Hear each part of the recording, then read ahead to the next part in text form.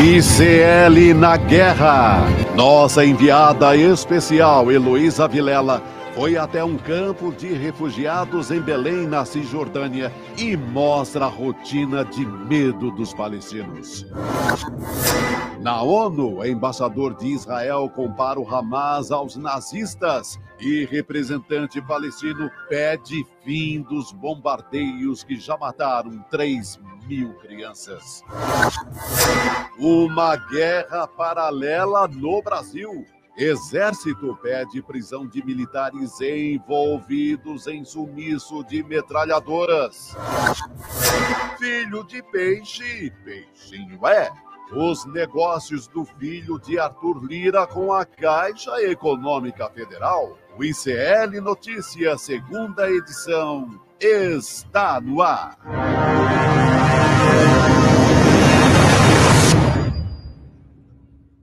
Olá, boa noite. Seja muito bem-vindo, seja muito bem-vinda. Esse é o ICL Notícias, segunda edição, que está no ar pelos canais do Instituto Conhecimento Liberta, Eduardo Moreira no YouTube. Boa noite para você também que nos assiste do canal Com Brasil, que é uma rede de televisão pública e comunitária, disponível em algumas operadoras de TV por assinatura. Hoje eu estou na companhia de Chico Pinheiro. Estamos aqui, longe um do outro, mas está mais aqui. perto, né, Chico? Isso. Chico Sá hoje apresentou, né, junto com a Vivian Mesquita e o Rodrigo Viana, o ICL Notícias primeira edição, por isso hoje estamos aqui de duplinha, mas estou muito bem acompanhada sempre. A gente vai falar, claro, mais um dia, né, de guerra entre Israel, Hamas, os civis palestinos. Heloísa Vilela daqui a pouquinho entra para conversar com a gente, contar como é que foi a visita dela a Belém, na Cisjordânia, fica na parte central da Cisjordânia, né? Ela visitou mais um campo de refugiados, tem mais histórias e informação para trazer da gente em loco, mas a gente vai começar falando de Brasil, né, Chico? Vamos começar falando de Brasil. Nós temos mais uma etapa de julgamento de Bolsonaro. Hoje, pela segunda vez, ele é levado a julgamento no Tribunal Superior Eleitoral, né, e é levar ele e o candidato a vice, o general Braga Neto, em função de uma ação do PDT e da senadora Soraya Tronicle, que o acusam de abuso de poder político e econômico naquelas comemorações do 7 de setembro do ano passado. Como esquecer, né? Bicentenário da independência, né? Então, ele teria cometido, parece que sim, né, abuso de poder econômico, já entrando em campanha, né? Está aqui o velho da van, Luciano Hang, estava ali ao lado dele aquele Malafaia, né? E aqui uma bandeira do Brasil. Brasil sem aborto, Brasil sem drogas. Estava em campanha, firmemente. O Braga Neto está aqui, ali está a Michele Bolsonaro. Então, ele está sendo acusado de abuso, ele e o seu candidato a vice, de campanha eleitoral, de abuso de poder político e poder econômico. O relator desta ação no Tribunal Superior Eleitoral é, outra vez, o ministro Benedito Gonçalves, que deu voto pela condenação a Jair Bolsonaro. Ele continua, né? Ele se torna inelegível por 8 anos, mas ele já foi condenado por isso uma vez, então não soma, não. São os 8 anos e terá que pagar uma multa de 425 mil, se confirmada a condenação. O ministro Benedito Gonçalves entendeu que Braga Neto não se torna inelegível porque ele não estava tão envolvido assim nessa história, mas toma uma multa de 212 mil reais. Depois teve o voto do Floriano de Azevedo Marques, de 2023, que seguiu o relator, mas não declarou Braga Neto isento de inelegibilidade. O condenou. Que foi o que aconteceu, né? Pois é, e houve um voto pela absolvição dos dois. Uhum. Portanto, o placar estava em 2-1, quando a sessão foi suspensa, e ele volta, tá 2-1, volta na terça-feira, para a conclusão deste mais um processo. 31 de outubro, então. É 31 de outubro. Há algo em torno de 13 ou 14 processos ainda no TSE, só no TSE, envolvendo Jair Bolsonaro. Agora, fora isso, só os outros processos, né? Em outras áreas que estão nas mãos do ministro Alexandre de Moraes, estão no Supremo, né? Por atentado contra a democracia, contra o Estado Democrático de Direito. Então, esses aí podem render, inclusive, cadeia para ele. Sem contar as investigações da PF, né, que estão correndo. Pois é, que estão dentro desse processo. Isso. Investigações da Polícia Federal, que inclui aí os celulares que foram apreendidos, a tentativa de golpe, a mobilização para impedir a democracia, os crimes cometidos na área da saúde pública por negacionismo na questão da Covid. Quer dizer, o Bolsonaro começa a entrar, né, na confusão. E vamos ver se ela é imbrochável mesmo, como ele disse esse dia aí, ó. Imbrochável. Foi nesse dia. Foi no 7 de setembro. Foi esse 7 de setembro de 22. Aí, as piores pérolas parece que surgiram no 7 de setembro, né, Chico? Você veja o presidente da República, olha o nível do cara. Cadê o som? A gente tem o vídeo com som, produção? Imbrochável! Temos. Aí. É isso. Então agora vamos aguardar o desenrolar. Imbrochável! Ele tem que aprender a falar inelegível também, que imbrochável ele já sabe, não é? Essa semana a coisa ficou mais feia, né, para Bolsonaro, vamos dizer assim, porque também teve a história da CPI, né, do 8 de janeiro, que pela primeira vez foi sugerida um indiciamento de Bolsonaro, né? Exatamente. Então, finalmente parece que a coisa está andando, né, Chico? Vai indo. Não no tempo que as pessoas gostariam, né? Porque aqui no chat todo mundo fica perguntando, e aí, quando?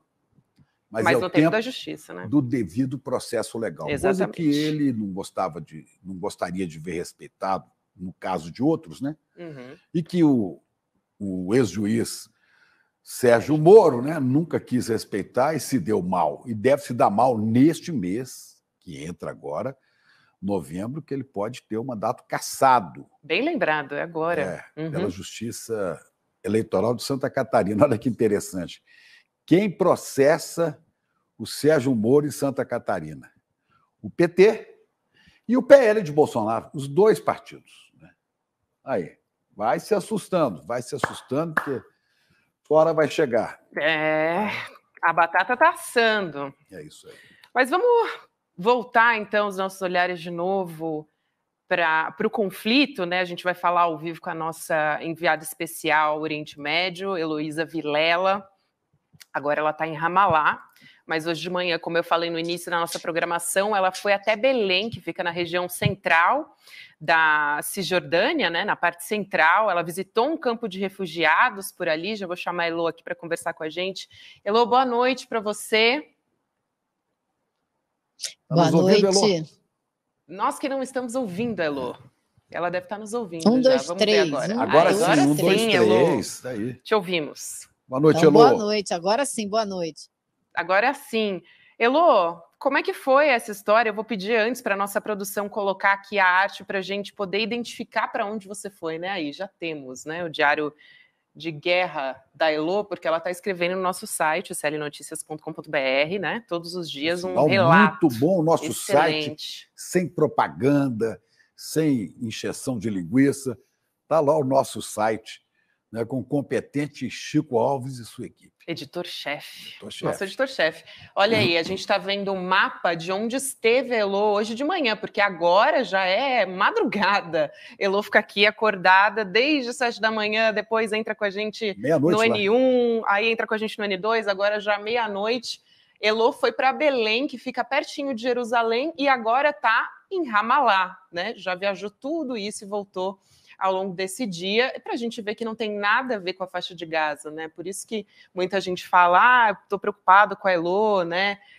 Muita gente no nosso chat comenta, mas a Elo está bastante distanciada só saber de onde fica a faixa Belém, de Gaza. Belém, onde, segundo as escrituras, nasceu Jesus, né? Na Palestina, Jesus palestino. Belém aqui. Isso aqui, ó, é a Cisjordânia, onde está a Elo. E a faixa de Gaza, esse pontinho preto que a gente vê aqui, essa tripinha ali na esquerda, metade, né? Já está recebendo os tiros dos tanques de Israel e a população de 2.200.000 pessoas está comprimida na parte de baixo. Exatamente. Ali, também temos mais um mapa mostrando onde é Jerusalém, que Elo também já esteve em Jerusalém, e agora está mais para cima em Ramallah, na Cisjordânia, né? Elo, como é que foi essa viagem que você fez, né? Porque ao longo desses deslocamentos você tem que enfrentar alguns bloqueios, não é sempre que você consegue entrar, né, nos campos de refugiados. Imagino que as fontes, as pessoas que você estão conhecendo na viagem tenham te ajudado nesse caminho, né? Conta pra gente. Exatamente, Gabi. Essa é a saída aqui. A saída é conhecer gente, não só para entrar nos lugares, mas para chegar lá, porque o caminho também às vezes pode ser complicado. Tem que ir com alguém que saiba, que esteja informado, que esteja se comunicando com outros motoristas que conhecem a estrada para você conseguir chegar onde você quer ir. As estradas andam muito vazias, muito vazias. O motorista estava me falando hoje, você está vendo isso aqui? A gente chegou lá muito rápido. Por quê? Porque não tinha trânsito. Então, é porque ninguém está saindo, ninguém está indo de uma cidade a outra, porque está todo mundo preocupado, a situação é tensa, existem muitas batidas, né, e muitas operações do exército israelense, volta e meia eles fecham trecho de estrada, então tem muita gente evitando de fazer deslocamentos. Mas eu acho que a gente tem um videozinho que mostra como é que foi para chegar até aí. Você atravessando os bloqueios, né? Pegando algumas rotas também. A gente vai chamar agora. Vamos ver esse vídeo da Elo logo na saída chegando. de Ramallah, nos primeiros 10 minutos de viagem, uma barreira do exército israelense fecha a principal estrada para o norte do país, justamente para a direção de Belém, para onde eu vou. Mas aqui a gente tem o jeitinho palestino, bem ao nosso jeito aí no Brasil. Então, o que eles fazem? O motorista me disse, agora vamos fazer uma escaladinha. Eles cortam o caminho, sobem o morro, descem o morro e pegam a estrada mais adiante. Improvisam uma mão dupla na via de mão única, né, que é uma estrada de 2 pistas. Todo mundo já sabe como funciona e seguem até o primeiro ponto em que dá para passar para a pista correta. E segue viagem. Quando a gente vai se aproximando de uma cidade palestina, o aplicativo avisa, entrando em área de alto risco. Nossa. Elo, essa imagem que está aí no ar, eu queria ver se dá para parar essa imagem aí. Não sei se dá para a gente pegar essa imagem, essa que passou agora, que a gente vê ao fundo umas casinhas brancas aí. Vamos lá. Para a Elo explicar para a gente ali. Hoje de manhã eu vi o Rodrigo Viana conversando com ela e ela mostrando o que é aquilo. Ah, a gente vai colocar dos assentamentos, né, também. É um outro vídeo, na verdade, que a Elo gravou, né, Elo? A gente mostra depois. A gente mostra depois. Explicar como é que foi ali, porque aí já é dentro do campo de refugiados, né, Elo? Esse outro vídeo que você gravou, que tem um muro, as torres de vigilância. Não, nessa não. É outra imagem que tinha aí, que a gente vê... Vamos do começo dessa sequência de imagens, porque aí eu vou contando para vocês a entrada do acampamento, o acampamento chamado Aida, que não é vídeo não, esse vídeo é o da estrada. Depois que a gente chega no acampamento, que começa com aquela imagem daquela chave enorme, né? Que ali é a entrada do acampamento. Aí, tá aí a entrada, eles usam sempre essa chave, que é um símbolo, né, de quem tem a chave de casa e quer voltar para casa e que tem a certeza, a convicção, a disposição, o desejo de um dia voltar para casa. Nessa parede já dentro do acampamento são o alerta, o GPS? Aí, desculpa, só para entender que você fala no vídeo, né? Que tem um alerta de vamos parar o cidade vídeo, perigosa. senão não vai dar certo. Senão não vai dar para ela narrar. Isso é o GPS que, vamos dizer assim, só fala inglês. E a gente entrou na área palestina, eles falaram que era uma área de alto risco. E para o meu motorista, para mim, foi o contrário. Ele falou, agora eu estou tranquilo. Mas essa imagem aí são rostos de homens desse acampamento que foram presos pelo exército de Israel, alguns deles condenados a mais de 30 anos de cadeia, outros condenados à prisão perpétua. E pior, alguns, quando saem da cadeia, alguns, ele me mostrou quais saíram da cadeia, foram enviados para Gaza. Não foram devolvidos para o acampamento onde moravam, ou seja, estão distantes da família e não podem vir para cá, porque você não consegue sair de Gaza e cruzar Israel e vir para Belém. Então, o governo israelense separou esses rapazes, esses homens, né? Porque já ficaram tanto cadeia, de suas famílias. Mas aí o rapaz que me... Sim, diga. Esse acampamento, só para entender, esse acampamento está bem próximo a Belém, é isso? Muito próximo de Belém. Então bem ele está pertinho dentro de da Belém. Cisjordânia. Isso. Não deveria Sim. ser, se fosse levar a sério a história, não deveria ser um acampamento de palestinos, porque aí é território palestino, não é?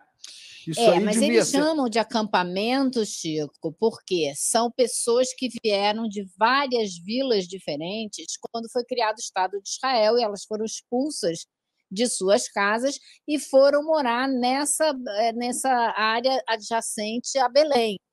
E no começo eram acampamentos, né, improvisados pela ONU, com tendas e tal, e depois isso foi virando uma moradia permanente, mas até hoje são chamados de acampamentos, campos de refugiados, acampamentos não, campos de refugiados, porque para eles são campos, esse não é o lugar deles, eles querem voltar para casa. Então, mas são já residências permanentes. Aí, no fundo, vocês veem um assentamento judeu, que é branca, e o muro, gente, isso que eu acho que é mais impressionante. Mas Esse isso é muro dentro que da começou a ser Cisjordânia? Tem construído. um muro? Dentro da Cisjordânia botaram o muro? Mas, meu bem, tem vários muros, não é um nem dois. Todo lugar que você passa, que acontece? Você tem as cidades palestinas que estão cada vez mais cercadas desses assentamentos de colonos israelenses, como você está vendo ali no alto, lá distante. Então, eles vão construindo esses acampamentos e Israel vai separando os colonos dos palestinos. E aí vai colocando essas pessoas dentro de uma área, como se diz, cercada. Olha a gente vê uma loucura que é isso. plantação Então, aqui, esse ó. rapaz... Tem uma plantação ali, a Isso, esse gente acha até rapaz que é que de me oliveiras, levou né? dentro do... Isso, esse rapaz, o Mohamed Alaza, que tem 33 anos, que me mostrou tudo nesse campo de refugiados, ele falou, quando eu era criança, eu brincava ali naquela área verde. As famílias que moravam aqui cultivavam juntas ali naquela área verde. Só que depois de 2004, Israel começou a construir esse muro e terminou em 2007, eles não podem mais passar. Então, essa é a situação em que essas pessoas vivem, né? Então, ele fez questão de mostrar, ele me levou no alto desse prédio justamente para me mostrar esse muro absurdo, ilegal, como também são os assentamentos de colonos judeus, isso é ilegal, o Acordo de Oslo não permitia isso. E outra coisa que é ilegal é o seguinte, né? Esses acampamentos, esses campos de refugiados, quando foi feito o Acordo de Oslo, esse acordo criou 3 tipos de áreas, área B, C, A, B e C. A área A é só de controle da autoridade palestina. A área B é um controle misto e a área C só israelense. Então, a área A, como é o caso desse campo de refugiados e de quase todos, que são mais de 50 pela Cisjordânia, seria uma área de controle exclusivo da autoridade palestina, onde as forças israelenses não poderiam entrar. Mas olha a presença dele. Ali no muro, você vê, na esquerda tem uma torre de observação e tem mais de uma. E ali é uma base militar israelense. E como me disse esse rapaz, ela usa o campo de refugiados para fazer treinamento. Então, eles vivem fazendo incursões no campo de... Olha só, as torres de observação. É muito importante isso. Eles são observados, são cercados e observados o dia inteiro. E durante a noite, ele me deu uma série de imagens que mostram o que acontece durante a noite, as incursões militares israelenses que estão se multiplicando nas últimas semanas. Os militares chegam quase sempre, vocês estão vendo aí, né? Quase sempre de madrugada, no meio da noite, 3, 4 horas da manhã. Ninguém pode dormir sossegado. Eles vão, entram em 10, 15 casas, prendem algumas pessoas e vão embora, como se nada tivesse acontecido, na área onde eles não deveriam sequer entrar, onde os Quer dizer, israelenses só não pra- poderiam entrar. Vamos ver se eu retomo aqui, porque pode parecer para algumas pessoas um pouco confuso isso tudo. Elô está na Cisjordânia. A gente mostrou ali. Originalmente, né, desde a divisão, desde 47, haveria os dois estados. Né? Depois, no Tratado de Oslo, na Noruega, ficou definido, essa área aí é Palestina. Quer dizer, toda essa área deveria estar sob o controle da Palestina. Olha aqui, deixa eu mostrar, porque ver se a gente consegue entender. Antes, em 46, esse primeiro aqui, ó, 46, essa parte escura toda era Palestina. Né? E Israel ocupava alguns pedacinhos brancos. Em 47, com a partilha feita na ONU, ficou essa área grande aqui para os palestinos, aqui a faixa de Gaza com mais um pedaço, e a Cisjordânia. A parte branca, em termos de território de área, mais ou menos igual. Essa parte branca ficou para os judeus. Bom, depois, em 67, depois de guerras, né, os palestinos já perderam mais. Olha como era aqui e como passou a ser aqui. Ficou só esse pedacinho. E Gaza foi reduzida para metade. Menos da metade, né? Olha lá, compara os dois. Agora, 2010 e até hoje está assim. Gaza é este pedacinho aqui, e isso aqui, que seria a Cisjordânia, território palestino, está todo infiltrado de judeus. Os assentamentos. Então, de assentamentos. Então, é isto que a Elô mostrava ali. Cadê a Elô? Elô mostrando aquela área, aquela imagem que ela mostra no muro. Ela saiu de Ramallah, passou a Belém, e Belém nesse território. Olha aí. Esta aí é um desses pedacinhos que sobrou, um dos que sobraram para os... Onde ela está. Até por isso que eu ressaltei no início que está muito longe da faixa de Gaza, né, Chico? Está muito longe. E também a Cisjordânia, é importante a gente dizer, o grupo que controla é o Fatah, né? Diferente do Hamas da faixa de Gaza. Mas não é um grupo que tem ações terroristas. Exato. É um grupo que, inclusive, negocia, que discute. Bom, não se pode acusar o Fatah de ter matado os judeus. Mas né? ainda assim... Mas eles são vítimas permanentes. Ainda estão sendo vítimas. De ações de Israel. Aquela área que ela está falando ali, Elô, você está me acompanhando aqui, né? Essa área aqui atrás, onde a gente viu aquelas plantações, parece que são oliveiras, e lá ao fundo, ilegalmente, tem invasão de terra por parte de Israel, né? É invadido, é ilegal. Exatamente. Fizeram condomínios de luxo, não é? E volta e meia, os soldados de Israel entram na casa dos palestinos aqui, nesse pedacinho desse campo de refugiados, e ameaça pessoas, e às vezes mata, né? Elô, eu queria te ouvir sobre essas 100 pessoas que foram mortas na Cisjordânia e 1.400 que foram presas. Exatamente. 1.400 pessoas já foram presas desde que começou o conflito lá em Gaza.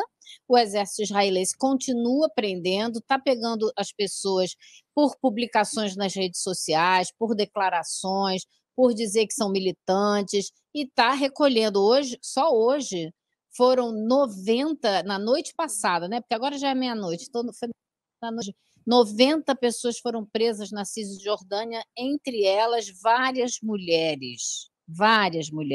E mais de 100 pessoas já morreram aqui na Cisjordânia desde que começou o conflito em Gaza, que é o que vocês estão vendo agora. A destruição não pode dizer que tem Hamas aí, né? israelenses em Gaza. E não pode dizer, o Hamas está escondido aí, não está. Não pode. Não tá. Não, e você também não imaginar que mais de 7 mil mortos são todos militantes do Hamas, né? Claro que ninguém não. é idiota a ponto de pensar uma coisa dessa, né? Então é claro que eles estão matando crianças, a população civil indiscriminadamente. Você tem 2.000 crianças mortas nesses bombardeios, assassinadas, bombardeios criminosos, né? Então você não pode chamar isso de militantes do Hamas. Elô, hoje o exército de Israel realizou a maior operação por terra, né, na faixa de Gaza, com tanques entrando no território palestino, depois voltaram para o lado de Israel. Como é que foi essa história também? Foi logo depois da declaração do Benjamin Netanyahu, né? Ele avisou que isso ia acontecer. Aliás, esperava-se que isso acontecesse a qualquer momento, ninguém sabe por que não tinha acontecido ainda. Agora, acho que hoje saiu uma notícia que talvez explique isso, né? A gente sabe que entre os reféns, os 200 reféns que estão com o Hamas, existem vários americanos. E o governo do presidente Joe Biden enviou forças especiais que estão trabalhando com Israel, que são as forças Delta e os Navy. São grupos que têm treinamento especial para várias coisas, entre elas resgate de reféns. Então, aí começou a fazer sentido, porque que Israel está esperando, parece que houve uma pressão do governo americano para que Israel não invadisse por terra imediatamente. Parece que o governo americano quer ter a chance de resgatar alguns reféns. Então, é o que vocês estão vendo na notícia aí, que deixou muita gente chocada, apesar da gente saber que essas forças especiais falham em segredo em vários países, mas, assim, declaradamente, né, você saber que tem tropas americanas no território ajudando os israelenses é um bocado complicado, porque coloca os Estados Unidos dentro do conflito diretamente, que já estavam dentro do conflito com o apoio todo que dão a Israel, mas com pessoal, com soldados especiais, então já fica bem mais complicado, apesar do que a justificativa é que é para resgatar reféns. É essa visão que você que nos assiste aqui no ICL tem o privilégio de ter, porque é dos raros jornalistas brasileiros, talvez a única jornalista brasileira que está em território de palestinos. A grande mídia brasileira está toda situada onde? Em território israelense, em Tel Aviv. Quem está em território palestino é Elô Vilela, que traz a visão deste povo, que está sendo atacado agora, porque esse povo, por exemplo, da Cisjordânia, não tem nada a ver com os ataques que o Hamas fez no dia 7 de outubro, nada. Mas é vítima dos ataques, mas não é de hoje, né? Já é de muito tempo que Israel vem Chico, e a gente também não pode justificar a matança que está acontecendo em Gaza porque o Hamas agiu, né? Então, agora que a população de Gaza que pague por isso, também não pode, né? Então, por exemplo, é o que está sendo discutido na ONU Exato, agora, né? Exatamente. Você tem uma favela aqui no Brasil que tem um sujeito do tráfico, um grupo sai, mata uma pessoa num bairro de gente rica, você vai lá e bombardeia a comunidade inteira? Não, não pode. Isso é crime. É crime não só os bombardeios. Isso é uma boa comparação, Chico. É um crime, é um crime hediondo. Não só os ataques que Israel está fazendo contra essa população inocente, contra crianças, são 2.000 crianças mortas, né? Não só isso, como a tortura que eles estão impondo ao povo palestino, que está cercado na faixa de Gaza, tomando bomba, tomando tiro, sem comida, sem água, sem combustível, hospitais com 7, 8 vezes a sua capacidade, lotados, médicos trabalhando 24 horas por dia e gente morrendo nos hospitais. Isso tudo é uma desumanidade absurda, né? E trabalhando sem luz, muitas vezes, sem anestésico, sem remédio, sem material, né? Ainda por cima. Então, realmente é um absurdo que está acontecendo.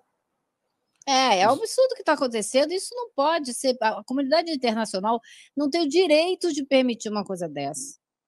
Não tem. Eu vou aproveitar que você puxou o fio da ONU, Elô, para a gente falar sobre isso, da reunião da Assembleia Geral. O representante de Israel, o Gilad Erdan, mostrou um vídeo que supostamente mostra pessoas que são agredidas e decapitadas pelo Hamas e disse que o Hamas são os novos nazistas. A gente vai colocar aqui, a nossa produção vai colocar um recorte da fala dele, dizendo o seguinte: essa guerra não tem nada a ver com os palestinos, é uma guerra contra os terroristas do Hamas. Hamas não se preocupa com os palestinos, tem o único objetivo de eliminar todo judeu da face da terra. Não parece, né, que não é contra os palestinos.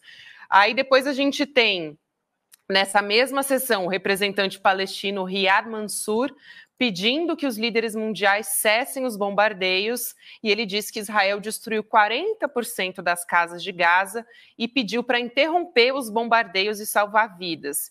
Ele disse, segundo ele, 3.000 crianças palestinas foram mortas por Israel nas últimas 3 semanas. Olha o que ele disse também, vou pedir para a nossa produção colocar aqui, destacar. Depois do Gilad, a gente tem o Riyad Mansour, que é essa que eu vou ler agora. Por que alguns sentem tanta dor pelos israelenses e tão pouca pelos palestinos? Qual é o problema? Não temos a fé errada? Nós temos a fé errada? Temos a cor da pele errada? A nacionalidade errada? A origem errada? Nossa, eu achei muito forte. Elô, antes de eu trazer a fala do representante da Jordânia, eu queria te ouvir comentar essas duas, por favor. Pois é, tem duas coisas aí muito preocupantes. É o tom que Israel usa para falar, né, dessa guerra, que é assim completamente absurda, disse que está lutando contra monstros e chamou, como você disse, dos novos nazistas. Imagina que absurdo, né, falar uma coisa dessa. E o pior, no final, ele pediu 1 minuto de silêncio, ele fez 1 minuto de silêncio pelas vítimas israelenses, Então, eu queria colocar a fala do representante da Jordânia, que faz um contraste enorme, e depois a gente comenta. Sim, o representante da Jordânia, a gente não tem o vídeo, a gente tem uma ilustração, né? Mas ele basicamente disse o seguinte, Elô, eu trouxe aqui a fala dele para você poder comentar. Ele, inclusive, arrancou aplausos, né, dos diplomatas que estavam ali presentes, quando ele disse que estranhava que o embaixador israelense não lamentava a morte das crianças inocentes palestinos. E o presidente Lula fez uma videoconferência também com os brasileiros, né, que têm parentes em Israel, que foram feitos reféns do Hamas, e também falou com pessoas de uma família com dupla nacionalidade, que são palestinos brasileiros e estão presos em Gaza. Mas quero te ouvir falar a respeito do embaixador da Jordânia, por favor. Ele fez uma fala que provocou a comoção do auditório na ONU, coisa que é muito rara, né, nesses discursos diplomáticos. Eles estão discutindo ali a adoção tomar uma decisão ali na ONU para criar corredor para saída, corredor humanitário para a saída das pessoas, porque todas as tentativas no Conselho de Segurança deram errado, então convocaram a Assembleia Geral, que não tem poder de fazer com que funcione a medida, mas pressiona os países do Conselho de Segurança. Então, ele disse 2 coisas que eu achei muito incríveis. Ele falou logo depois do representante de Israel. Então, a primeira coisa que ele disse foi: eu não vou colocar imagens aqui, como fez Israel, né, que colocou imagens, fotos, porque nós respeitamos nossos mortos. Depois disso, ele falou: eu vou também pedir 1 minuto de silêncio, como fez o representante de Israel, né? Eu vou pedir 1 minuto de silêncio, mas eu vou pedir 1 minuto de silêncio por todas as vítimas dessa guerra horrorosa, eu acho que foi o termo que ele usou, por todos que tombaram, né, nessa guerra. Eu queria o termo exato que ele usou para eu não falar diferente. Mas é isso, nessa guerra horrorosa, por todos que tombaram nessa guerra horrorosa. E ele ainda se disse chocado que o representante de Israel não mencionou em nenhum momento as vítimas palestinas dessa tragédia, somente as vítimas israelenses. Nossa, é muito impactante, né? Você ter essa fala, enfim, num lugar tão importante, né, para a diplomacia internacional, é importantíssimo. A fala do presidente Lula, inclusive, se eu não me engano, a produção separou aqui para a gente poder colocar, que ele fez uma videoconferência, né, com os brasileiros que têm parentes em Israel e que foram feitos reféns pelo Hamas. De qualquer forma, Elô, vale a pena ressaltar, né? Ontem a gente trouxe aqui uma pesquisa da Quest, né, do Instituto Quest, mostrando que tanto quem apoia quanto quem critica o governo Lula leva em consideração o posicionamento do governo federal na guerra. Vamos só chamar esse vídeo que eu quero te ouvir falar disso também. Se vocês soubessem que eu vou continuar nessa trincheira, Quero que vocês saibam que eu compreendo o sentimento de vocês. Quero que vocês saibam que eu me coloco do lado de vocês para poder reivindicar de volta aquelas pessoas que vocês amam, que não participaram de guerra, que não querem guerra e que foram sequestradas. É esse o comportamento do Brasil e eu queria que vocês soubessem, sabe?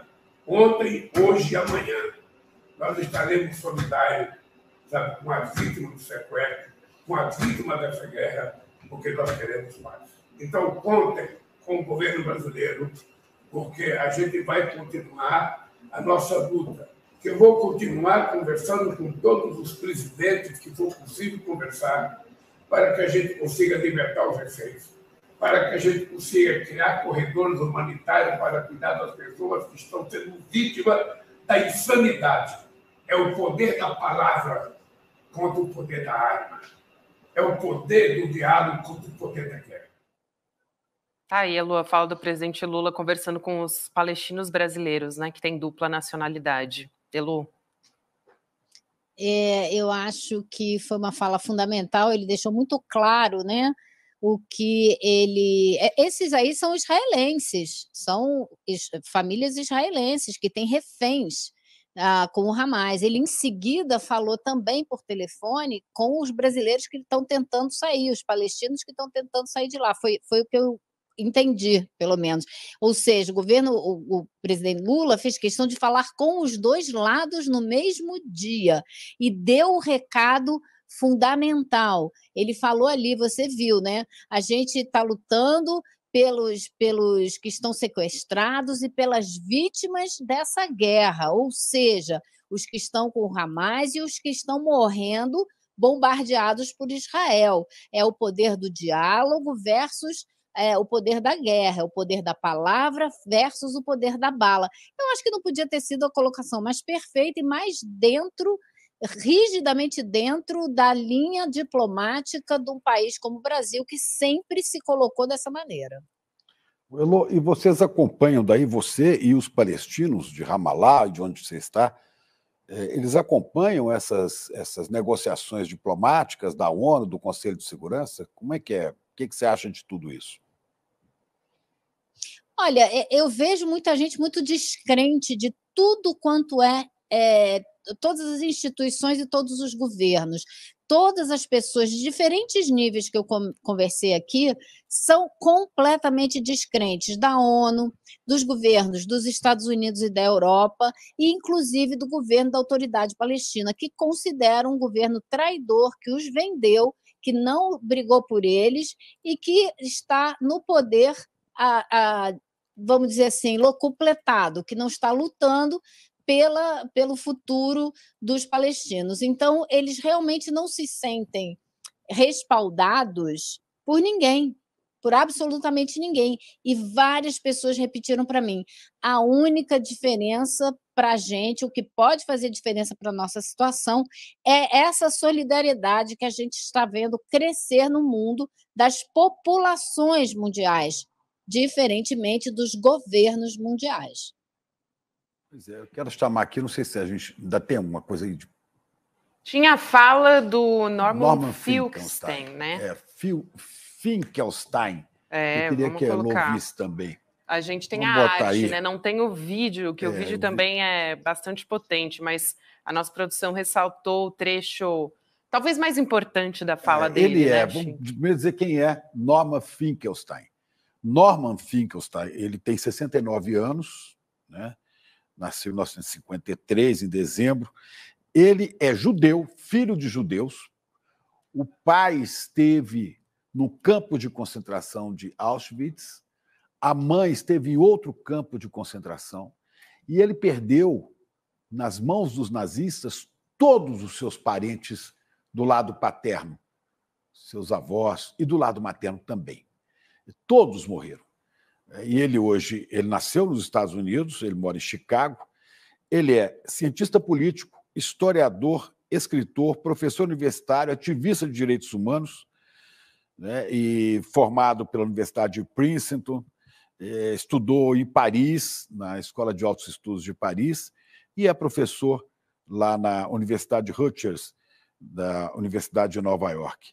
Então, está aí a fala de Norman Finkelstein. Não fale sobre os judeus reféns na expectativa de que eu vá esquecer de 1 milhão de crianças em Gaza que estão sendo feitas reféns desde o dia em que nasceram. Ele tem autoridade, ele sofreu na própria pele, ele e sua família. Então, hoje, você não está lamentando aí pelos reféns de Israel, os reféns israelenses ou americanos, não me e queiram que eu esqueça que há 1 milhão de crianças reféns de um governo que repete no tratamento com essas pessoas o tratamento que o povo de Israel recebeu dos nazistas. É difícil falar isso, porque é muito forte, né? Mas talvez Netanyahu seja uma versão judaica de Adolf Hitler. É difícil falar isso, mas eu acho que é necessário, sabe, Chico? A gente tem muitos cuidados para falar certas coisas, porque a gente sabe que vão atingir muita gente, podem ser ouvidas de uma maneira errada, podem não ser compreendidas, mas eu acho muito importante uma pessoa como esse professor, esse historiador, que tem, como a gente diz, tem lugar de fala, né? Tem uma história pessoal que dá a ele o direito de dizer isso com toda a tranquilidade, porque, mais do que ninguém, ele não quer um genocídio em nome dele.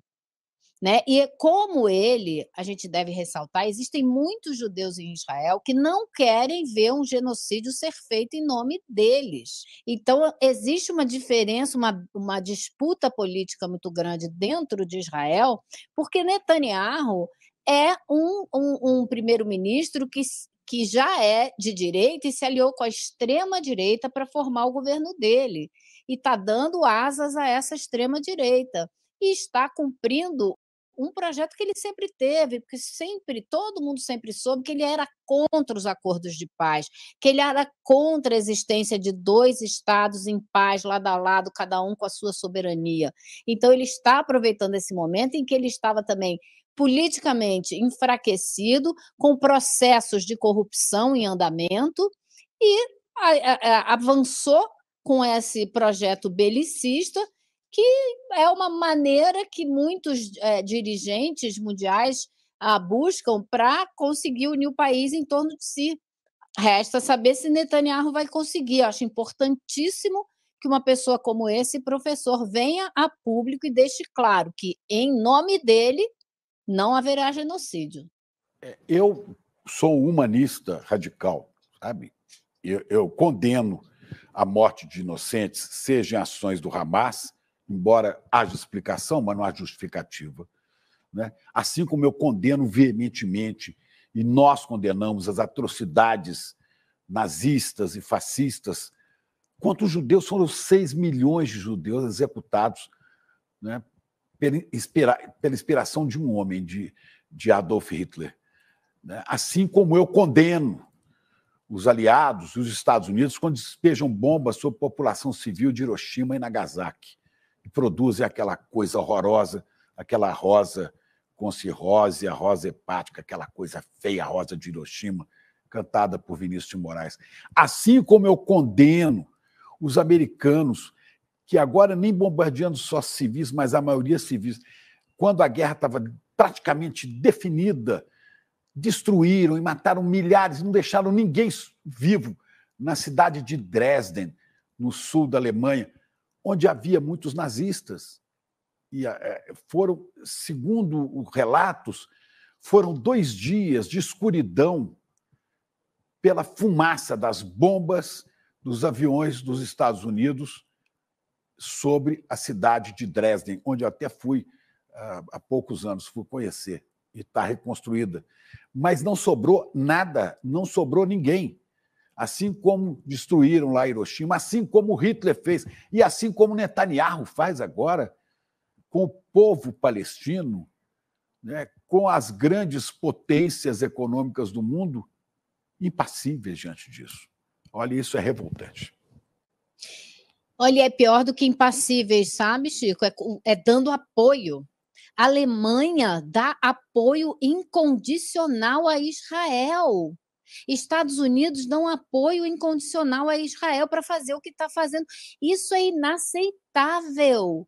O que a história dirá de Olaf Scholz, né, que é o premier alemão? O que a história dirá de Joe Biden? O que a história dirá do governo francês, de Emmanuel Macron, que veio aqui a Israel dizer que a Europa deve usar todo o esforço que tem feito para combater o Estado Islâmico e direcioná-lo para esse combate ao Hamas? O que essas pessoas estão pensando? Será que elas não veem o que a gente está vendo? Será que elas não sabem o número de crianças que estão sendo assassinadas, o número de civis que estão sendo assassinados? Isso, 2023, todo mundo sabe. Então, quem apoia é cúmplice, é assassino também, você me desculpe. Não é possível uma coisa dessa. E a maioria dos judeus, as pesquisas mostraram isso e reafirmam, né? A maioria dos judeus não é a favor, a maioria não é a favor de Netanyahu, nem de seus métodos.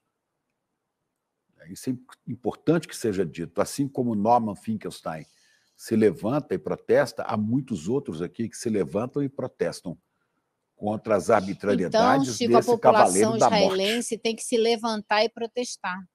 A população israelense tem que fazer como fez a população de Londres, como fez a população da França, como fez a população de Kuala Lumpur, como fez a população da África do Sul, como fez em Sydney, na Austrália, como fez nos Estados Unidos e tomou o Congresso, ocupou o Congresso. Eles que se levantem e protestem contra esse governo e contra o que esse governo está fazendo em nome deles. Vários protestos em Israel, sim, viu? Em várias cidades israelenses houve protesto, e protesto também de colegas... Teve um protesto enorme em Tel Aviv. E colegas nossos, jornalistas, né, cobrindo esses protestos, apoiando esses protestos, né, porque nós, jornalistas, relatamos sempre as tragédias, né?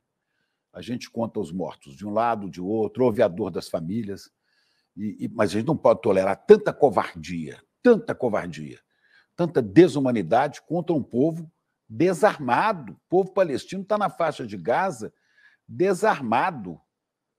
Ah, mas o Hamas está lá. Achem o Hamas, então, né? Mas não despejem bombas sobre civis, sobre crianças, sobre aquela família do jornalista que nós mostramos ontem, que perdeu a esposa e os filhos de uma vez só, e o outro jornalista que perdeu a esposa, filhos e neto.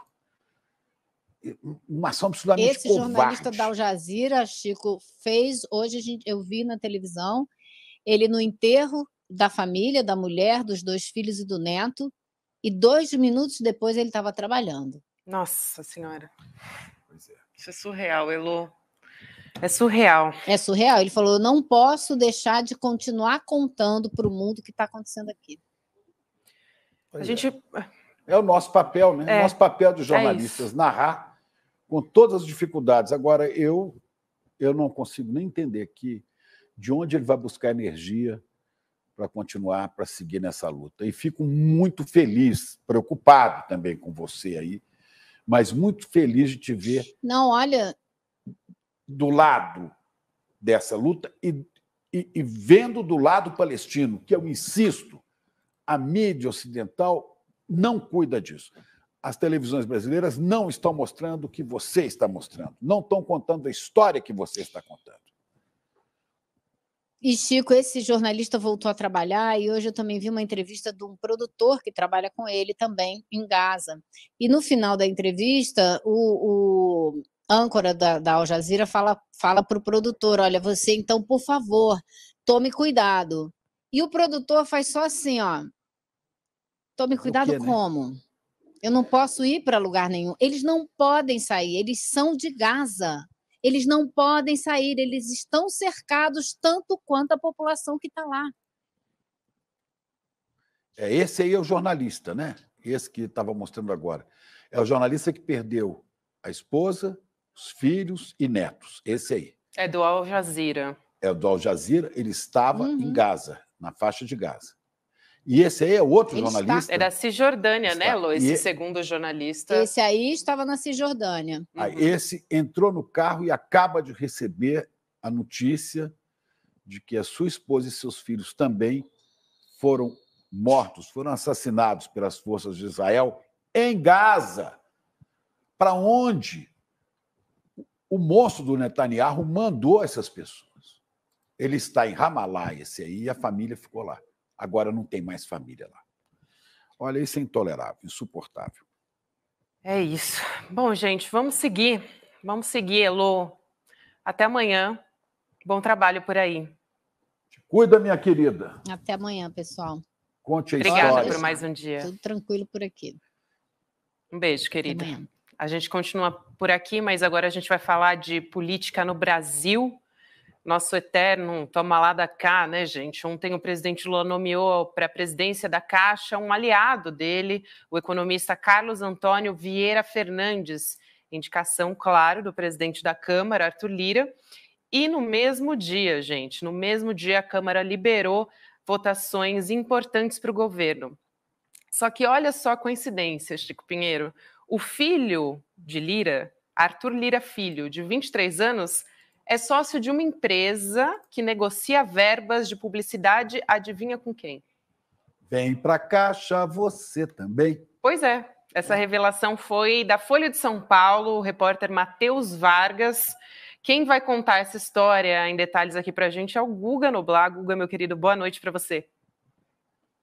Boa noite, Gabi. Boa noite, meu querido Chico. Pois é, gente, mais uma história aí para manchar a reputação, que se é que existe reputação, né, da família de Arthur Lira. Dele e do filho dele, que inclusive já foi caguetado pela mãe aqui no ICL. Ela disse que o filho estava seguindo os passos do pai. E pelo jeito tá mesmo. Agora vem essa história da empresa dele, uma empresa que faz uma espécie de assessoria para quem quer conseguir propaganda do governo federal.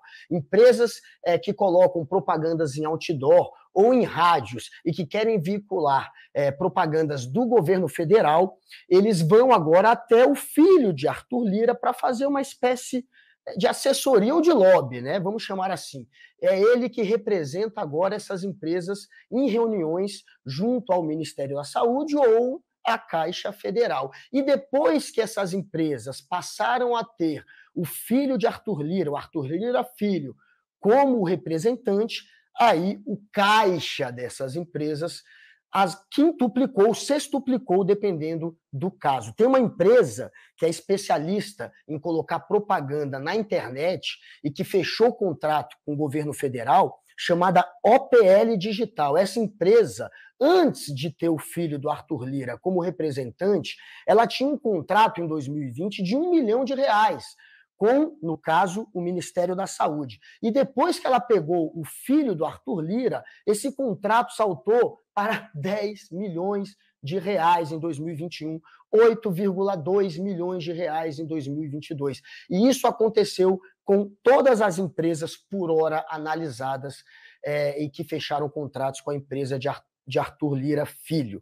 Então, pelo jeito, esse garoto de 23 anos, que tinha um sonho de ser chefe de cozinha e experiência nenhuma no ramo da publicidade, de repente, abre uma empresa em 2021 e essa empresa vira um sucesso absoluto e imediato.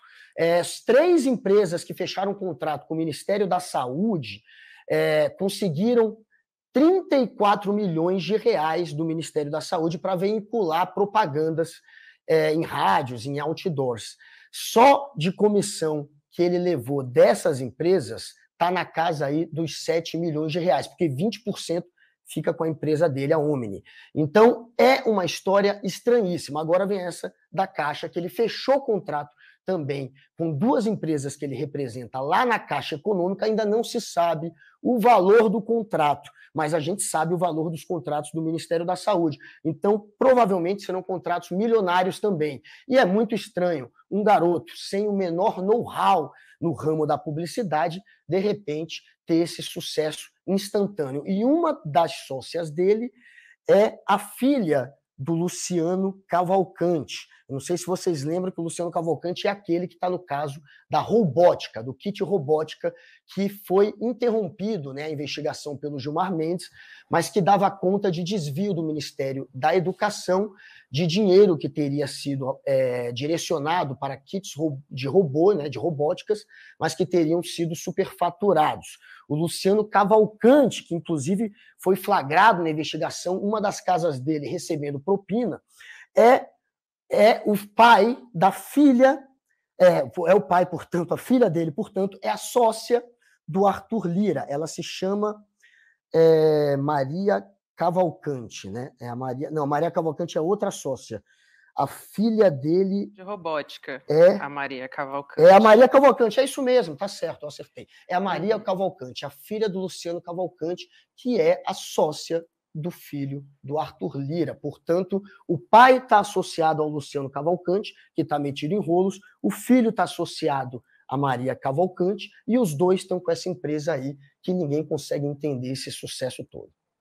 Sócios, então, né? Só porque eu acho que esse fio tá difícil para as pessoas entenderem, né? A empresa do Arthur Lira Filho, que tem 23 anos, é a Omnia 360. Isso. Essa empresa representa veículos de mídia que participam das campanhas da Caixa e de outros órgãos do governo, né? Outdoor, eletrônico, internet, são veículos de mídia. Omnia 360.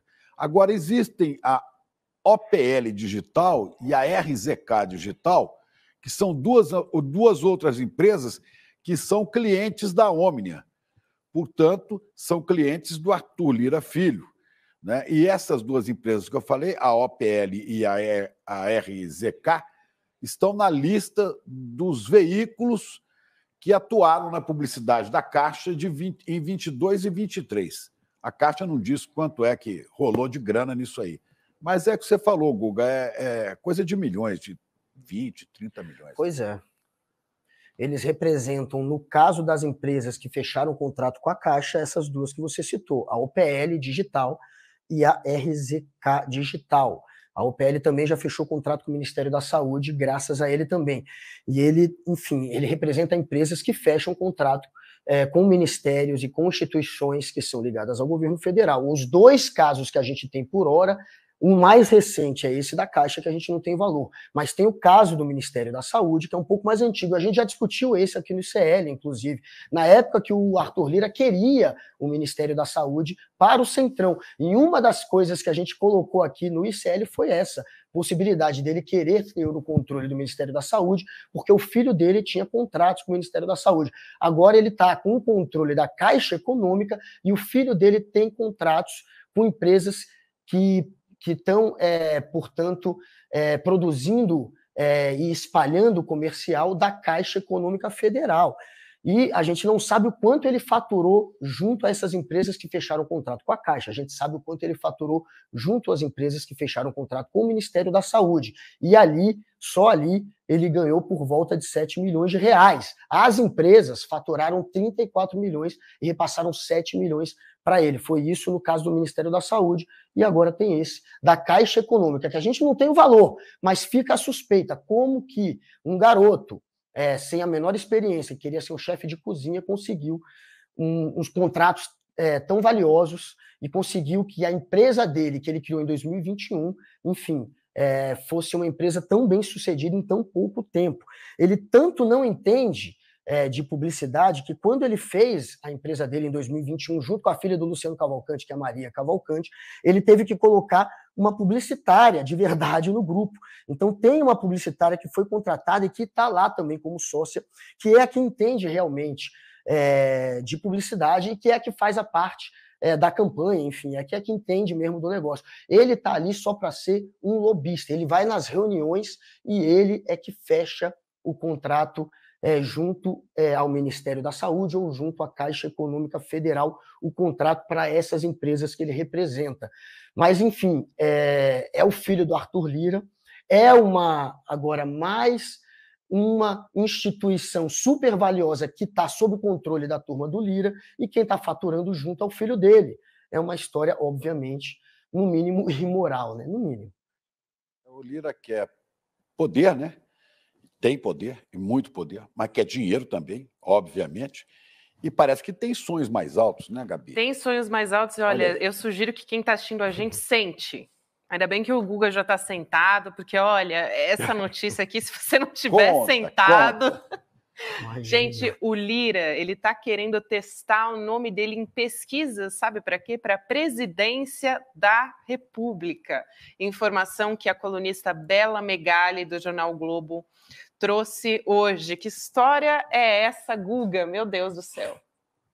Ele está chateado por terem vazado essa informação para Bela Megali. Diz ele que tem gente no entorno dele querendo queimá-lo, querendo, enfim... Porque quando você antecipa para a imprensa o seu desejo de se tornar candidato a presidente, é óbvio que você vira alvo, tanto da imprensa quanto dos políticos no seu entorno ali, que podem querer disputar poder contigo. Então, o Arthur Lira não gostou, mas...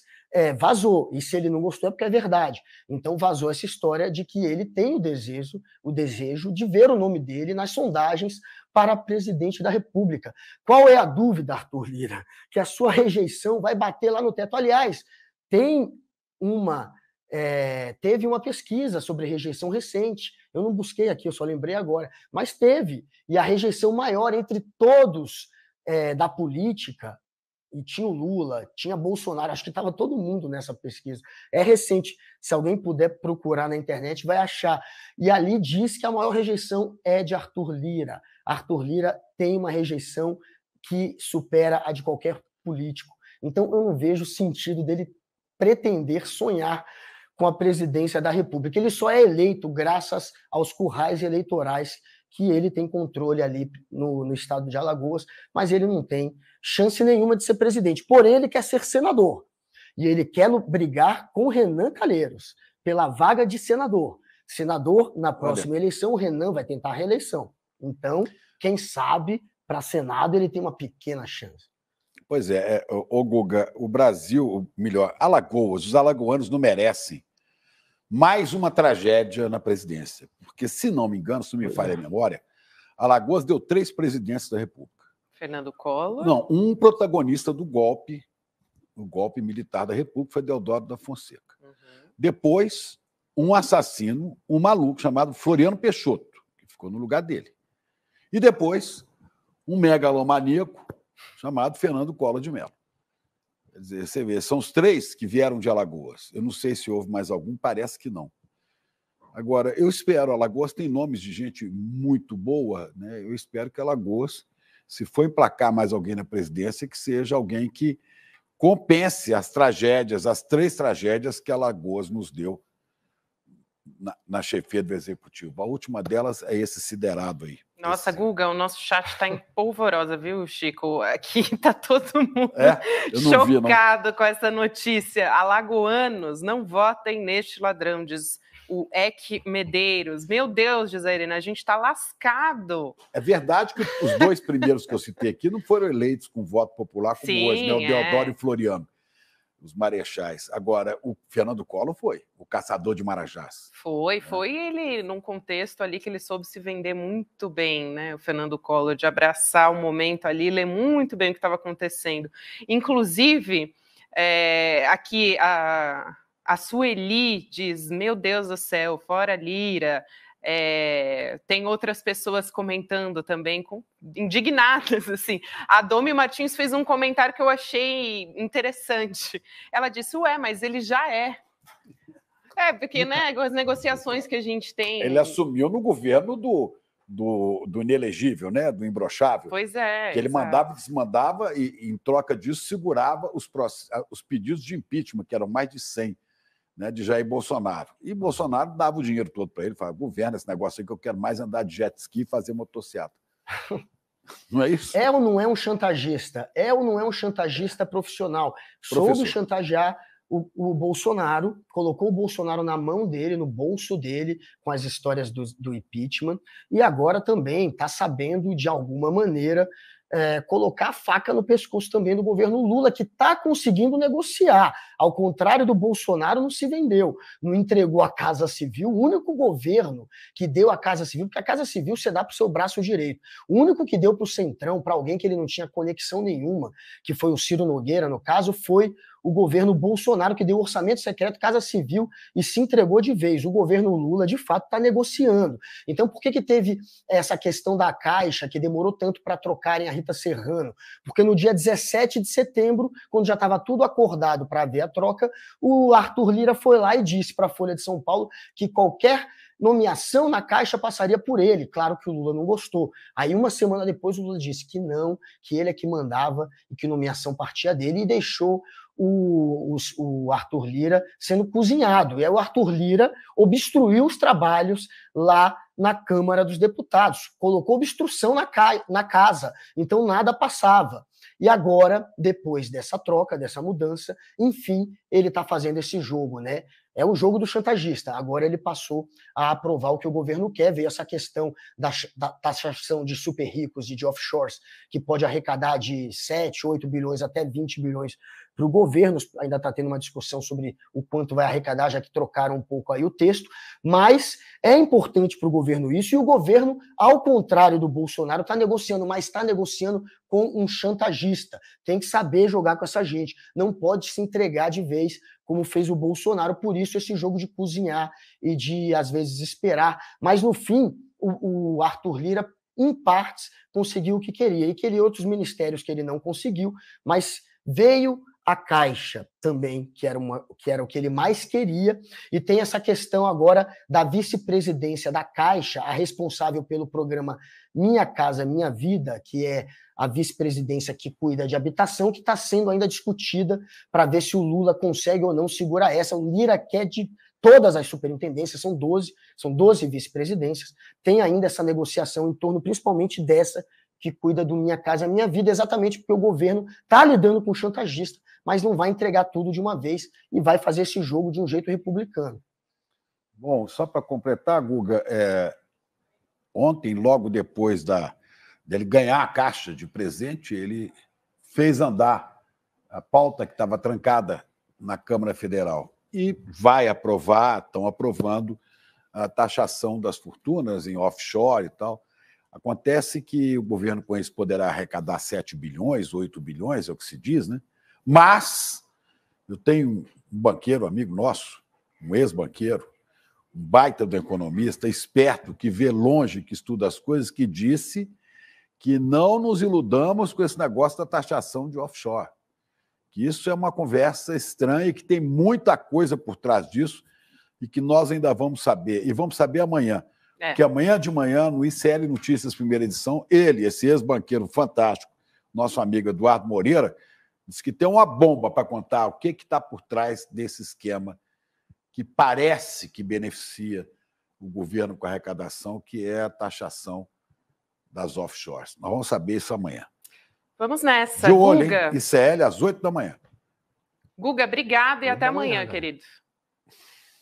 Até mais, Chico, até mais, Gabi, até mais essa audiência maravilhosa. Amanhã estamos juntos. Estamos juntos. A gente vai falar do caso do roubo de armas do Exército. Você lembra dessa história que aconteceu no Arsenal de Guerra aqui de Barueri, na Grande São Paulo? Foram 21 metralhadoras, algumas inclusive com poder de derrubar uma aeronave. Barueri. A maioria, .50. Exatamente. Pesa 45 a 50 quilos cada uma.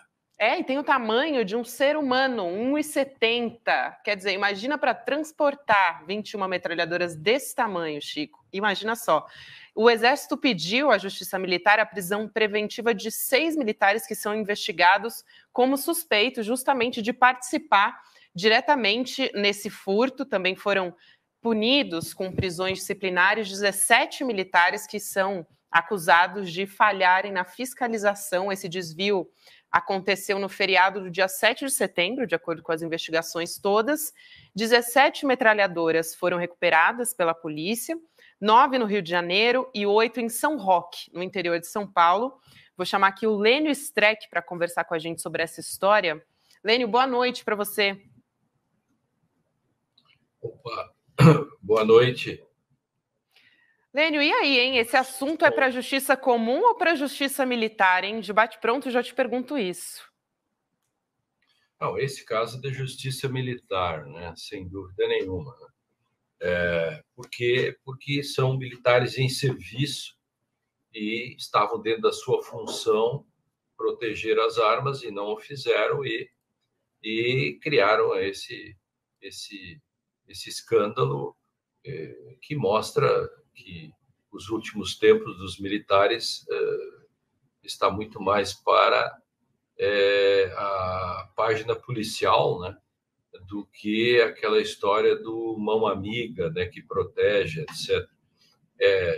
Eu fico imaginando, você disse muito bem, como que se transportava um negócio desses e tantas armas assim. Deve ter entrado num caminhão lá para dentro. Aí o cara disse, o que você vai fazer com o caminhão? Disse, vou aí dar uma voltinha, enfim, o que você está carregando? Disse, não, nada de importante. Eu fico imaginando a cena, né, e como que isso acontece e também o modo como algumas armas foram recuperadas, que a gente sabe muito bem que os traficantes e milícias também não querem muita confusão. Quando o cara descobriu que a coisa ia ficar feia, entregaram 8, atiraram lá num valão para que a coisa não complicasse, mas ainda falta recuperar algumas, né? Isto efetivamente é escandaloso que pessoas que ganham para isso, um quartel, quer dizer, o último lugar do mundo que você pensa que vai ser assaltado é justamente um quartel, né? Evidentemente. Por quê? Porque é um quartel. Por si só, isso é autoexplicativo e acaba sendo uma piada pronta, né? Isso que aconteceu. Vamos ver. A Justiça Militar, ela é competente para isso e acho que receberão punições exemplares. Professor, nesse caso, eles não foram condenados, né? Eles estão em prisão disciplinar, é alguma coisa interna do Exército. Agora, como essas armas saíram de lá, a gente já sabe, já há informações disso, que câmeras que deveriam mostrar o que entra e o que sai estavam desligadas, quer dizer, houve um complô dos bandidos do crime organizado com bandidos que servem às Forças Armadas, né?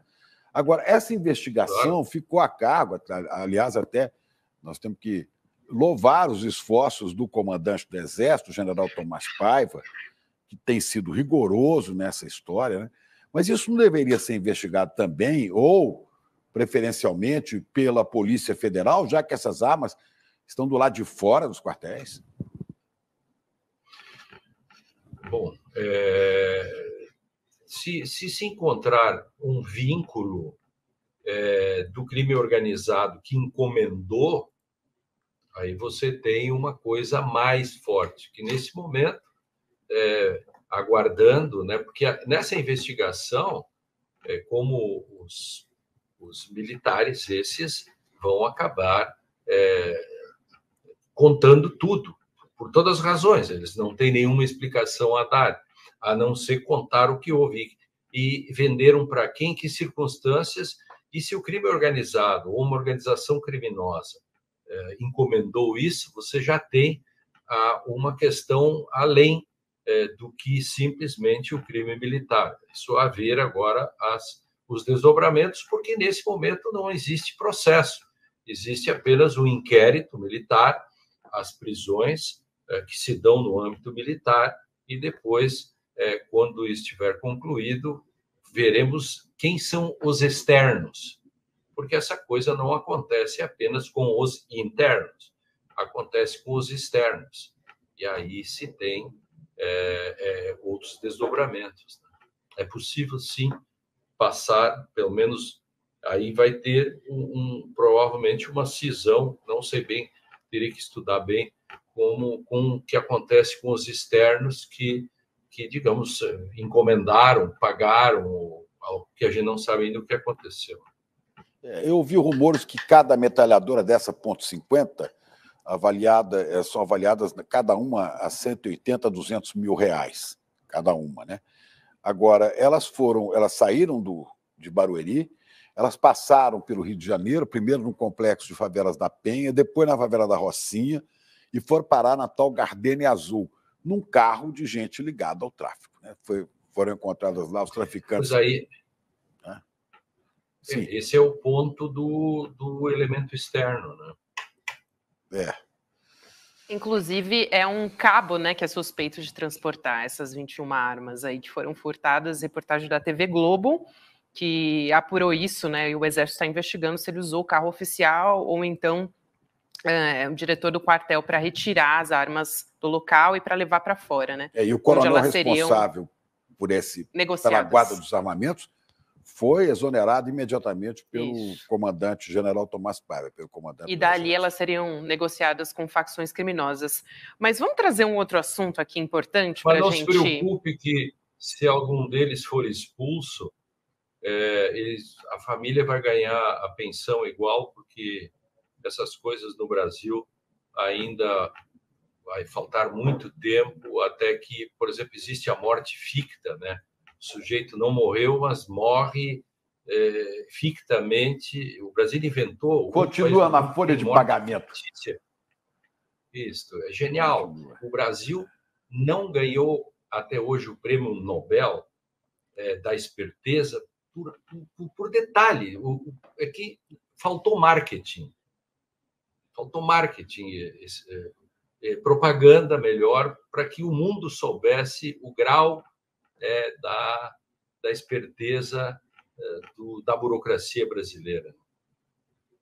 Lênio, vamos falar de justiça, de briga política também? Tem uma notícia sobre o plenário do Senado ter rejeitado a indicação do presidente Lula para o comando da Defensoria Pública da União, a DPU, que é um órgão que defende pessoas de baixa renda na justiça.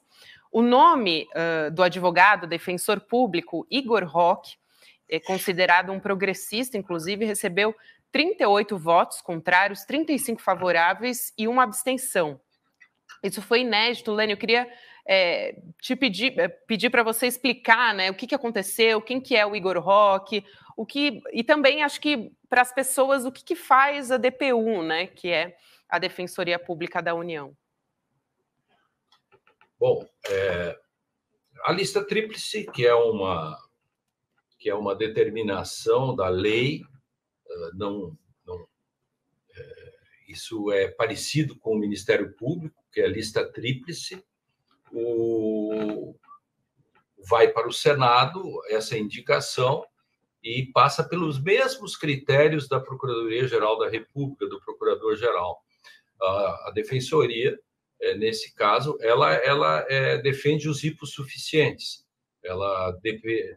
E as pessoas que não têm advogado. Por exemplo, o paradoxo de tudo isso é que muitos golpistas do 8 de janeiro vão ser defendidos pela Defensoria Pública da União, porque eles estão sem advogados e, portanto, têm direito a ter um advogado. Então, veja que, paradoxalmente, alguém quer derrubar o governo e é defendido por um órgão público, né? Mas tem que ser assim, não está errado que se faça desse modo. Então, a DPU, ela trata de um tipo de competências, é como o Ministério Público Federal, que trata de crimes federais, etc.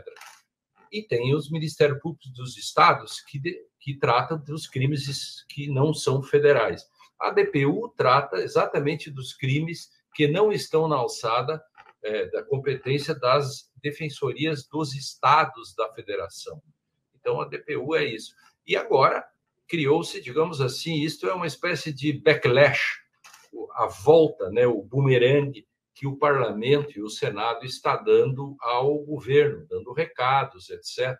Já o Rodrigo Pacheco, com aquele projeto de tirar do Supremo a última palavra para ações de inconstitucionalidade, já é uma espécie de resposta a algumas coisas que o parlamento não está de acordo com o Supremo Tribunal. E aí é uma demonstração de força e que rejeitaram. Isso é uma coisa inédita, né? E parece-me agora que, em tese, tem que ser indicado outro. E como tem uma lista tríplice, o presidente da República não é obrigado a seguir a lista tríplice, como não é obrigado no caso da Procuradoria-Geral da República. Nesse caso, o presidente Lula tem duas opções. ou ele pega o segundo colocado, já que ele botou mais votado, se ele for, digamos, segue uma linha de coerência, ele indica o segundo mais votado. Ou ele zera o processo, pega um outro defensor, qualquer que ele acha, e indica e é sabatinado pelo Senado. Assim como acontece com o Procurador-Geral da República. Ele pode ignorar a lista, o processo fica zerado e ele indica quem ele quiser dentro dos quadros do Ministério Público. Mas o inédito disso é a demonstração de força do Senado, nesse caso, que jogou pesado porque o defensor público estava organizando um congresso e tem manifestações, que tudo isso está ligado à questão dessas questões dos costumes, né? Onde você mexe com a questão do aborto, drogas, etc. Isso, alguns setores mais conservadores, bem conservadores, no Senado, eles aproveitam isso para dar mostrar força. Claro que eles pegaram a defensoria, porque mexer com a defensoria, que lida com pobres, etc., é um pouco mais fácil do que você mexer com um indicado do presidente para ser procurador-geral da República, para ser indicado, por exemplo, um ministro supremo. Por quê? Porque, veja, pensem comigo, o presidente indica o nome para a Procuradoria-Geral da República, se forma um movimento para tentar derrubá-lo, para derrubar a indicação, e se der errado? O sujeito fica preocupado, espera só um pouquinho. Se eu perder, esse procurador-geral vai me marcar e eu posso me lascar lá na frente. Então, o que faz?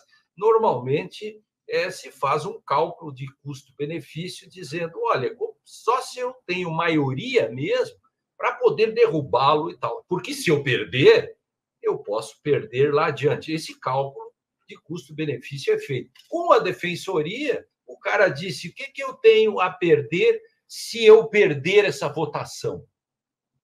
Por quê?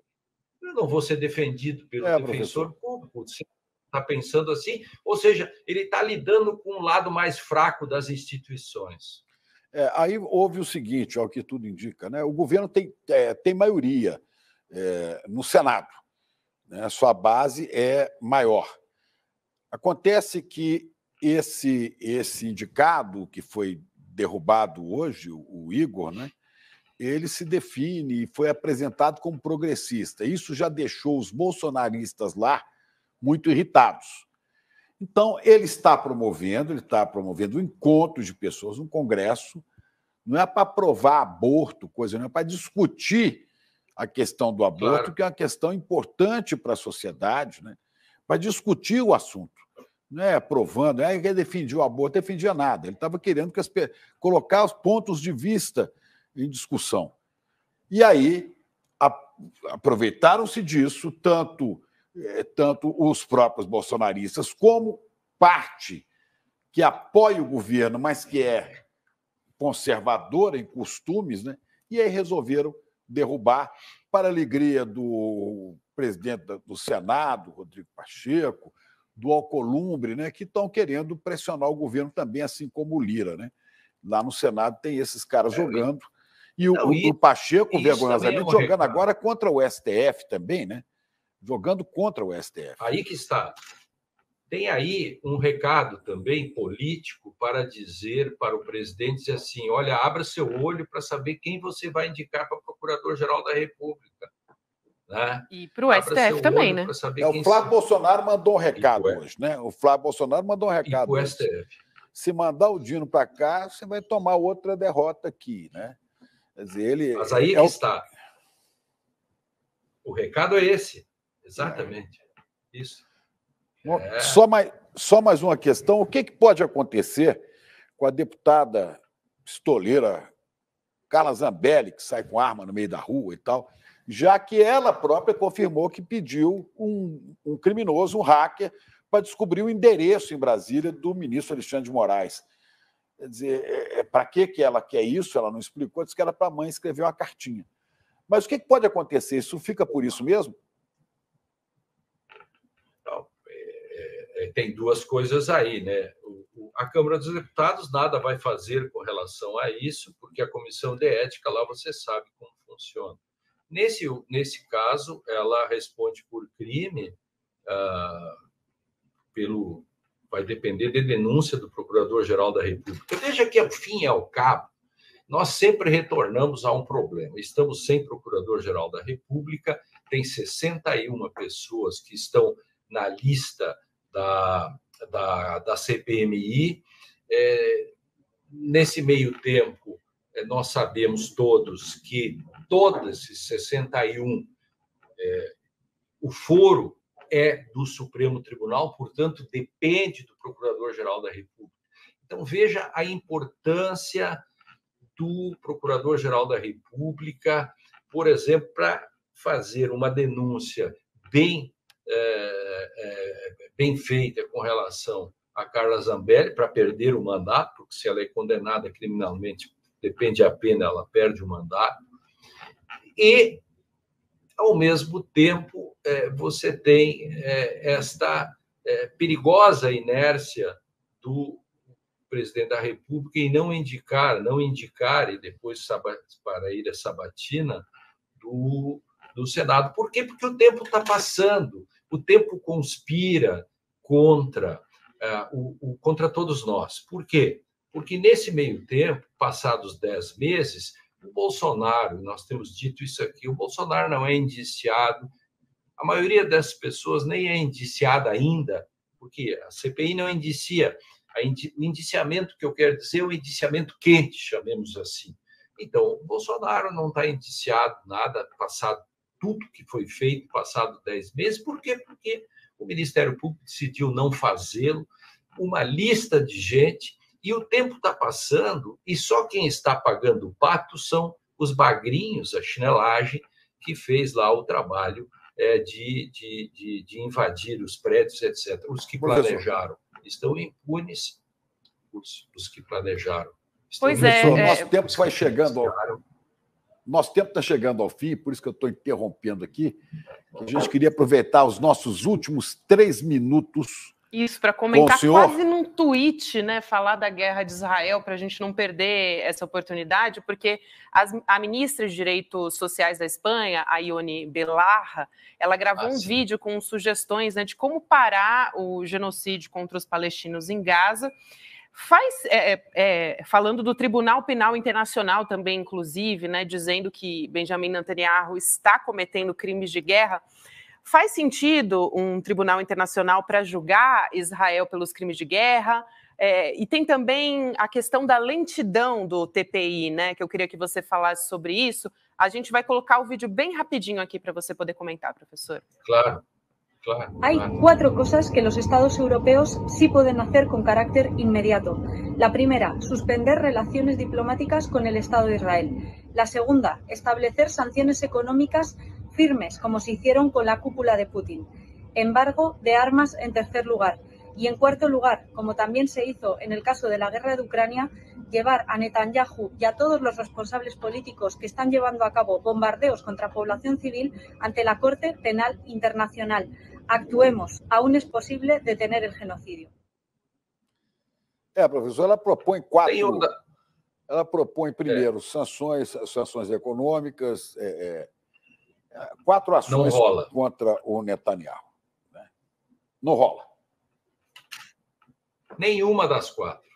O Israel também não é firmatário do Tribunal Internacional. Isso tudo é uma boa retórica, não vai ter sanções, ninguém vai fazer sanções, não vai rolar embargo de armas, nada disso. E a atuação do Tribunal Internacional para esses casos é muito pontual, porque nem mesmo Israel ele se submete ao Tribunal Penal Internacional. Portanto, a ministra se ouve bem, digamos, na fala, mas em termos práticos é apenas uma questão política, porque isso é mais ou menos como uma reunião da ONU.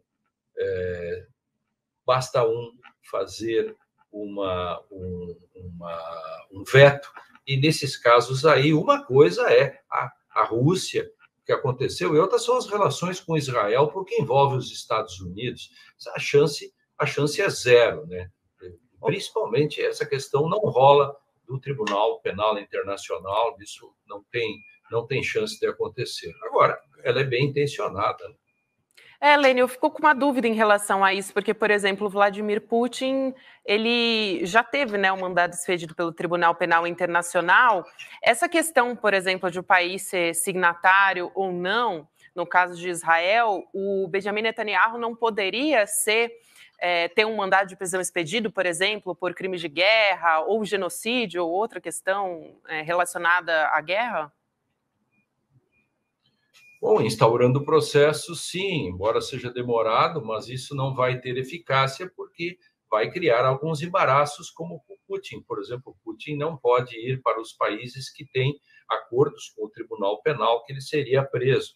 Mas, nesse caso, ela funciona em termos, digamos, do desdobramento, quando o Putin não pode, por exemplo, deu essa polêmica com o Lula mesmo, né? Lembra que o Lula disse, o que é esse Tribunal Penal Internacional? O grande problema é que o primeiro-ministro de Israel teria dificuldades de circular pelo mundo, né? Isso, se acontecer, eu duvido que isto aconteça efetivamente. É isso, professor. Obrigada por hoje. Sempre um prazer ter você aqui, professor Lênin Streck. Um abraço, até uma próxima. Um abraço e voltamos em edição extraordinária, se assim for necessário. Ou seja, sempre, obrigado, né? Plantão sempre, sempre, professor. É isso aí, obrigado. Vamos nessa então, Chico Pinheiro. A gente também, né, vai se despedindo por aqui, porque temos Sinapse CL. Olha só, hoje a gente tem KLJ, que é, claro, DJ e mais conhecido como um integrante do Racionais MC no Sinapse CL, agora com a Robertinha Garcia e o César Calejão. Entrevistaça essa, hein? Racionais, maravilhoso. Grande entrevista do César e da Roberta, e eu reitero o convite para amanhã, tem um Desperta, às 7 da manhã, e às 8 horas, Eduardo Moreira vai falar sobre essa questão das pautas desbloqueadas no Congresso, né? Das offshores, que diz que isso aí não é essa coisa que a gente está pensando, não, viu? Que isso não é tão bom assim, não. Eu estou doido para saber. Mas eu também. Vou esperar. Genial, Eduardo, amanhã cedo. Estaremos ligados a partir das 8 da manhã. Aliás, a partir das 7, né? Já com o demônio. Mas é isso aí, gente. Então agora você fica com Sinapse CL, Roberta, César e KLJ a partir de agora. Um beijo para você. Até amanhã. Muito obrigada. Você já percebeu como é grande o esforço da direita e da extrema-direita para criminalizar o MST? Você já parou para pensar por que eles querem tanto atingir esse movimento? Atacar esse movimento? Pois é, contra tudo e todos do grande capital, a gente resolveu revelar a verdade sobre o MST. Você tem interesse em conhecer essa verdade? No dia 12 de novembro, um domingo, às 8 horas da noite, no horário de Brasília, a gente vai apresentar para vocês trechos do documentário De Quanta Terra Precisa o Homem e também fazer um debate incrível sobre essa, que é uma das questões mais importantes para o Brasil, a questão da terra. Junto conosco vai estar ninguém mais, ninguém menos do que João Pedro Stedley, um dos principais líderes do movimento dos trabalhadores sem terra. Estarão conosco também várias outras pessoas que têm na sua vida a luta da terra como um dos principais motores. Para você não perder esse encontro histórico e assistir trechos inéditos do filme De Quanta Terra Precisa o Homem, é só você se inscrever gratuitamente no link aqui em cima ou aqui embaixo. Não perde essa chance. Todo mundo vai celebrar a estreia do ICL no mundo dos documentários e filmes e, mais uma vez, aprender muito com a nossa plataforma.